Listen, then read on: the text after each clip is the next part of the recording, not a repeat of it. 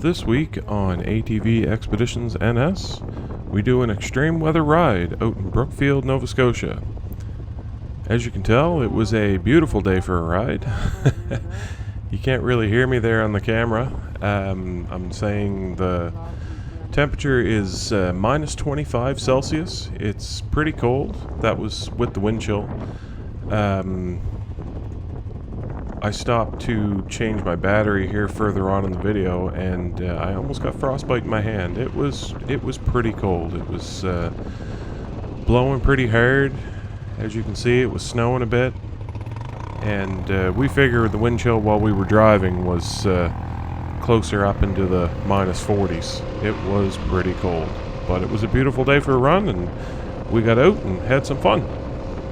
I'm with Neil and his father today, Dave, and we went out and did some exploring out here in Brookfield.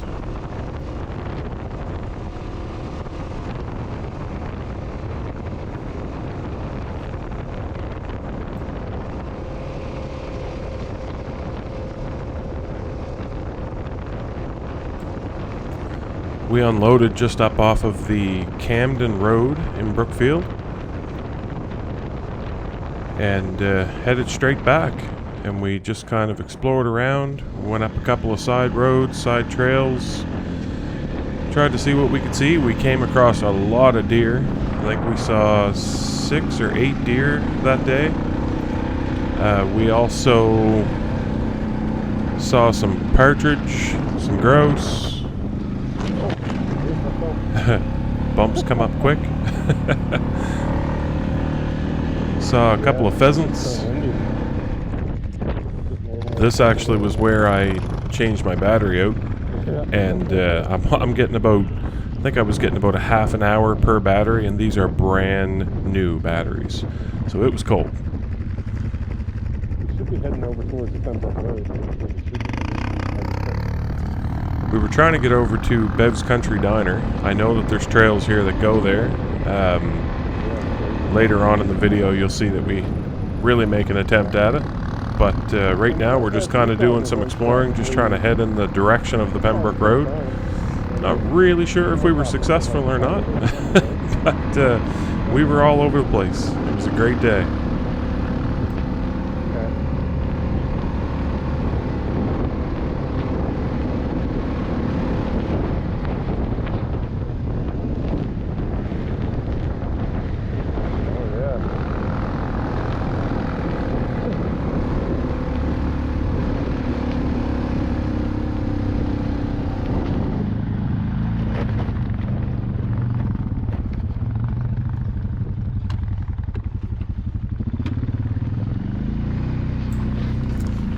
So we found quite a bit of trail that day. We found, of course, lots of the main roads, the fire access roads, or the forest access roads, whatever you want to call them. And we also found a lot of these little trails. This one here, we were going down along, and we found a little camp. And it goes back along here, and it goes right out to a river. It's a beautiful little spot. We took a little break there, and warmed up a bit over the wind, and then we turned around and continued on. Don't ride that close again.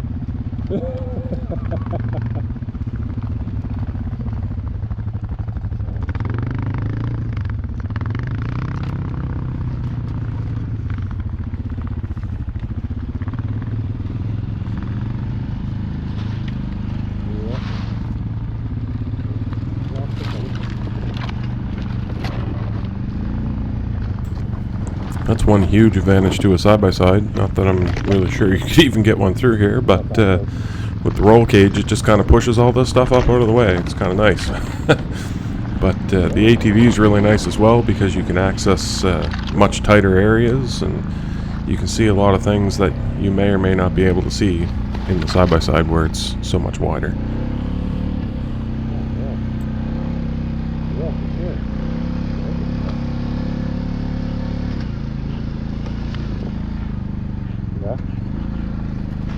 Oh yeah, down by the water.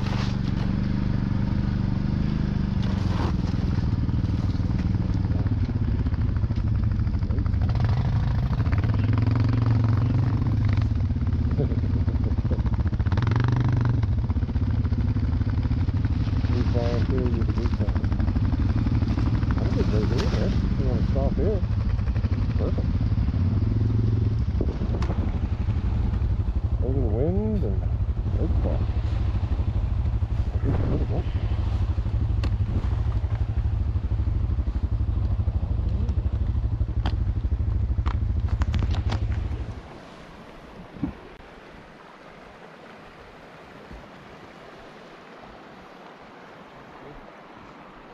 Sure is.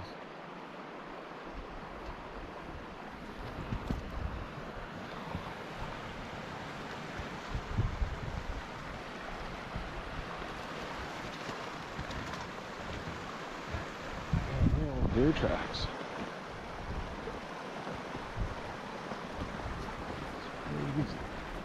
Everywhere.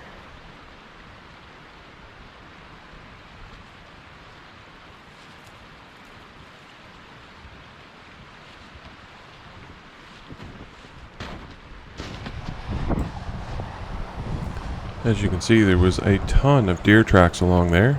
Now they're going to come along and think there was a Sasquatch through there, but you know. I get a kick out of Cubby ZX. He does some great videos. You should check him out on YouTube. Frozen. And watch for Squatch, as he likes to say. You should definitely check out his videos if you've never seen them before. They're quite entertaining.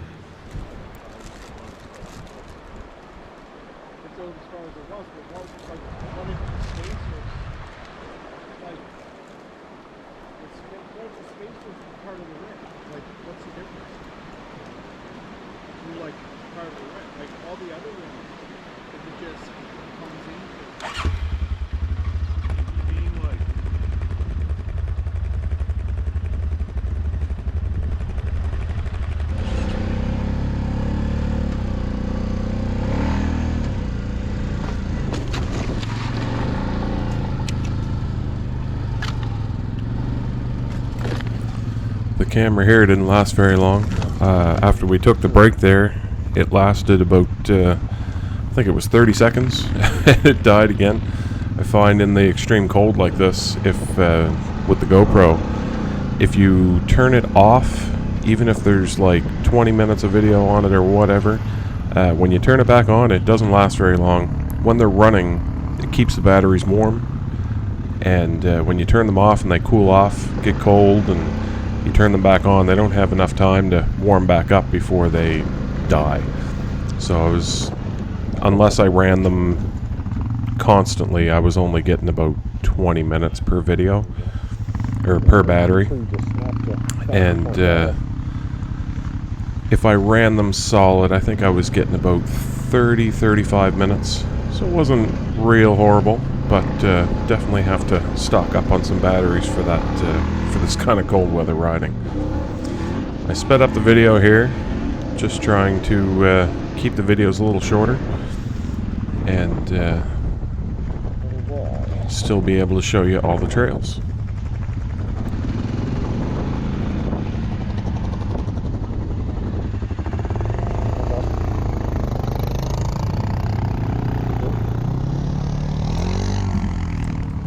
So I don't know if you noticed or not, but there was wires hanging from Neil's face there. That's the heat advisor he has for his helmet. His dad, Dave, also has one. And I've got the CKX Titan helmet, and I have the heated goggles for it, and they work really, really well. The only downside to them is that I wear contacts, and they more or less bake the contacts into my eyes. They work really, really well, but they get quite hot if you don't have the heated grip controller.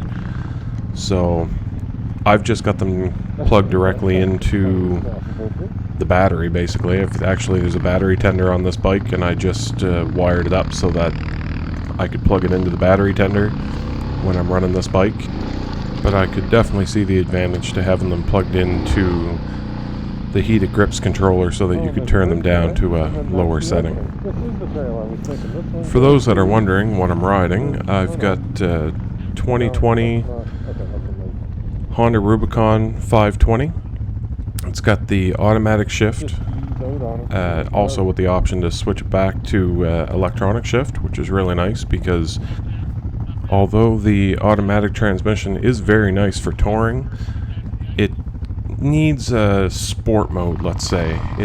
Sometimes it doesn't quite, the shift points aren't quite in the right spot where you want them to be, especially when you're in the deeper snow and stuff like that. So I've been switching into ESP mode, and then I can just choose the gears as I want. What's really nice with this ESP mode as well is that if you're on the brakes slowing down, it downshifts for you. So you come to a stop, you don't gotta switch it back down in the first gear and start over again, it's already there. I had an older 450 and it was just when it was in gear, it was in gear. Now if you stop just by letting it roll to a stop, I'm pretty sure it doesn't downshift. I think you have to be on the brakes. I'll have to try it again, but I'm pretty sure that is the case with these.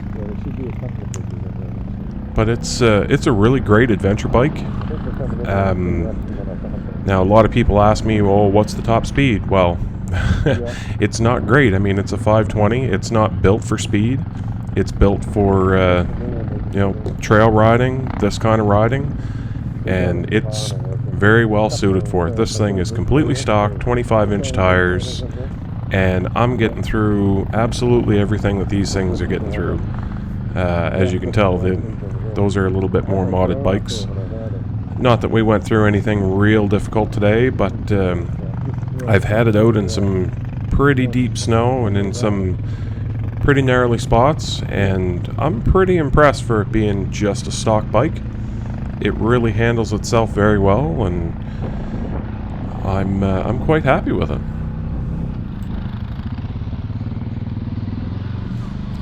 So this spot here, if you don't recognize it from some previous videos, I had a drone in the past and I had put it up at one of their fun runs or rallies. I'm not sure which. I think it was a rally. And anyway, it's a great little spot. They've got the picnic tables there. They got a outhouse. They have some fire pit. All kinds of room for lots of bikes. It's a great little spot. Trail comes in from both sides, and some great trails. I'm laughing at Neil here because he's the one that's not waterproof today, and he's also the one leading, and he's knocking all the snows off the tree for us. So it's worked out pretty well for us. It was amazing, the weather that day. We went through areas where it was just like a complete blizzard, and as you can tell, some fairly deep snow in some spots, and blowing snow and whatnot. The wind was just howling, and a couple of spots you're going down the trail and you could actually feel it pushing you off to the side of the trail if you came out into a clearing.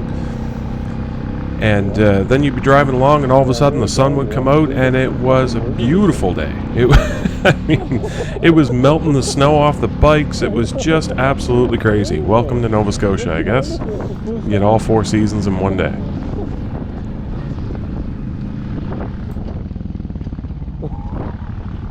It's awesome.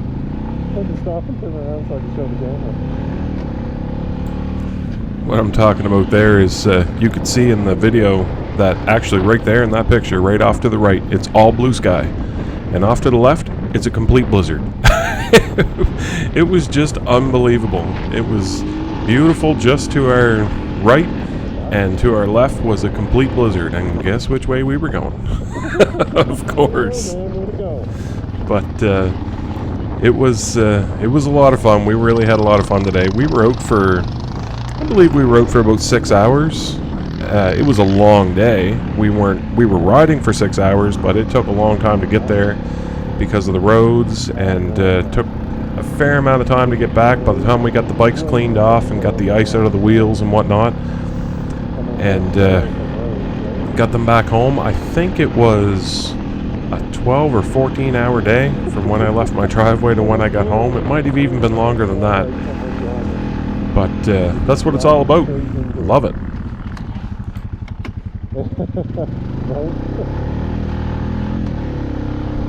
Yeah.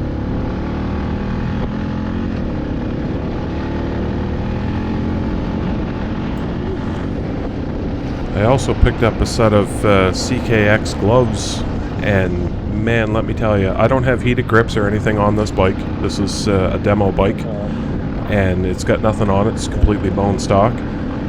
And without the heated grips, normally I had a pair of gloves from Mech last year, Mountain Equipment Co-op, and they were great gloves, but without the heated grips, you needed just a little bit of heat source, especially in this kind of weather. These ones here, unbelievable. I think they're about $130. You can get them out at CanMac out in Elmsdale, or from your local Kimpex dealer, and they work really good. They're I had my hands out, and another blizzard here. I had my hands out of the gloves a few times, and it was just so cold. Like, within a few minutes, your hands were just completely numb. And I was kind of worried, because typically you put your hands back in your gloves, and then your gloves are cold, and it's hard to get warm back up. Well, these ones did a really good job. They warmed my hands back up, and I wasn't too uncomfortable, and we managed to be out for a good 6 hours, and we were still warm when we got back. If you're geared for it, it's all right. You definitely don't want to be out playing in this weather, though, if you're not geared for it. So here off to the right, there was a couple of does up on the hill, and you'll see them here in a second. It's kind of hard to pick them out in the video. They're right there, right to the kind of the right of the shot there. They blend in really well. She was massive. There was two of them there. One was really big, kind of off to the left of the shot, moving back to center now.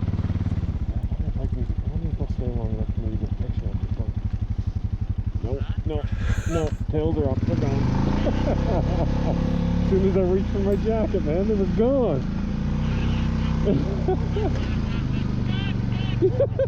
That's exactly what it was like. I reached for my jacket, tails went up, and they were gone. So that's exactly what happened. I was sitting there, and they weren't moving. They were looking right at me, and I said, geez, I wonder if they'll sit there long enough that I can get the phone out and I can get a good picture. And as soon as my hand came up and I reached for my jacket, the tails of the things went up and they were gone. It was literally like I was reaching for a gun and they knew it.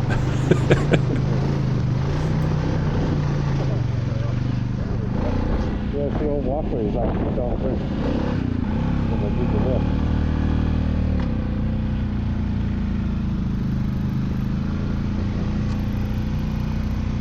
There's so much fence that you put in place down there. So that was one of the McDonald Bridge panels. For those of you that don't know, the McDonald Bridge is in Halifax, Nova Scotia. Crosses the Halifax Harbour from Dartmouth to Halifax. And they did a big lift project here a couple years ago. And those are the sidewalks and bike lanes off the side of the bridge. They replaced them all. And they made them available to all the clubs and trail groups in the area. And we got a bunch of them here through ATVans.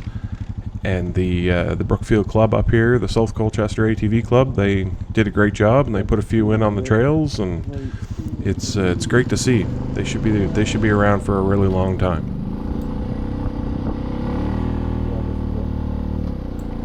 So this was our attempt at Bev's Country Diner. I'm using Polaris Ride Command there, but I could only keep my hands out of my gloves for so long. It was so freaking cold. And I could also only keep my phone out of my pocket for so long because it was so cold. It was freezing up the phone and it was shutting itself off. So we were trying to find it, and we weren't successful. But watch the video and see what happened.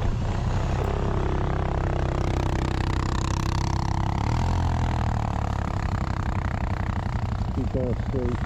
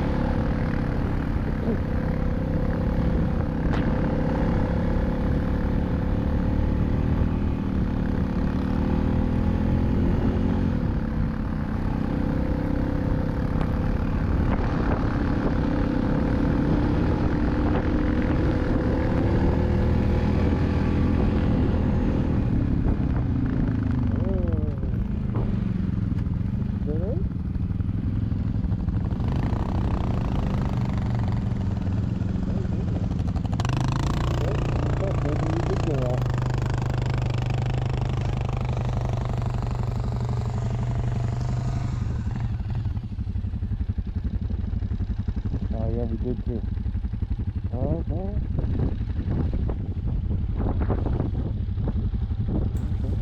This was one of the multiple dead ends that we found through the day. As you can tell, the trail looks like it goes straight, but as you can tell in the video, it doesn't really look like it goes straight. Not really sure, and we were starting to get pretty cold, so it was time to stop messing around and try to make a final dash for the diner.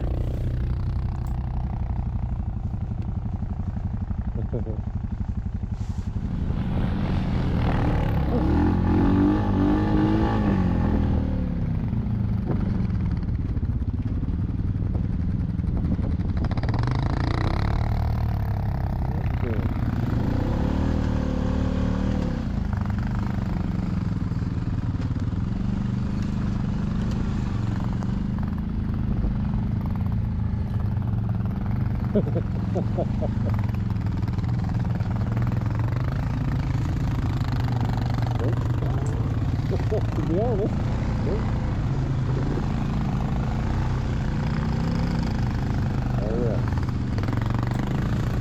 So for those that are wondering, we're all communicating with each other. We have Sena headsets. I have a Sena SMH10, and I believe they have the Sena 10S. They all communicate together and work really well.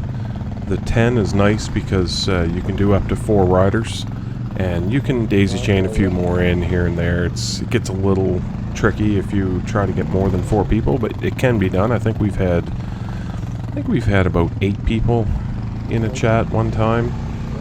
I also have the SMH5, and that works great too, but the problem with that is that you can only have 2 people at the same time. You can have up to 4 people connected, but you can only talk to 1 person at a time. Whereas these ones, it's more like a conference chat, so you can hear everybody at the same time. Like I say, up to 4 people, and it works really well.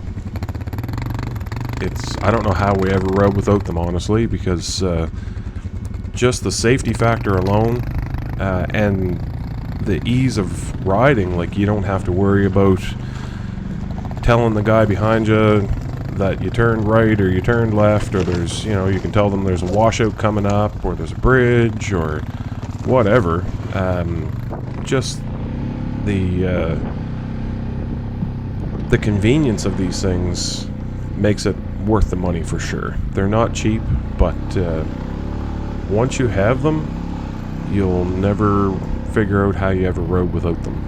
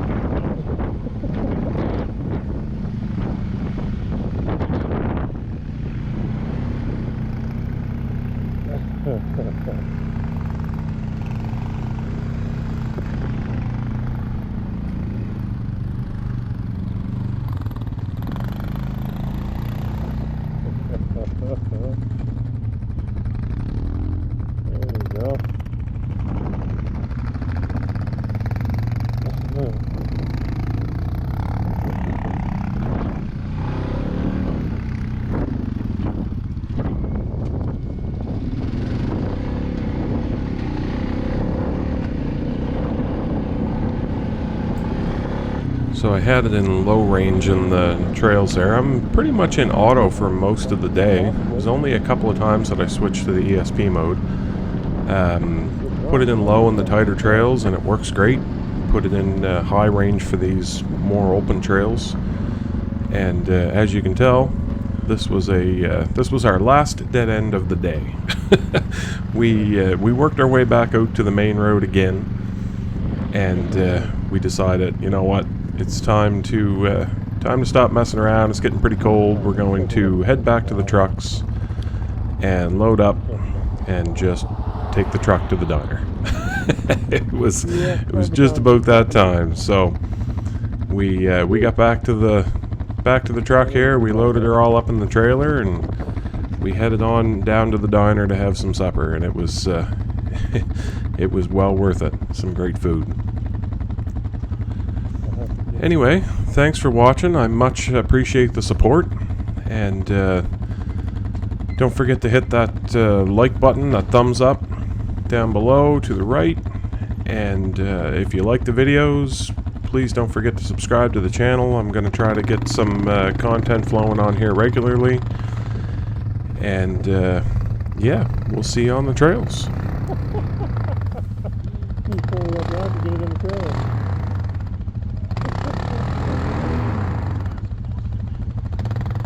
Tires are both same size. Get her in 4-wheel drive.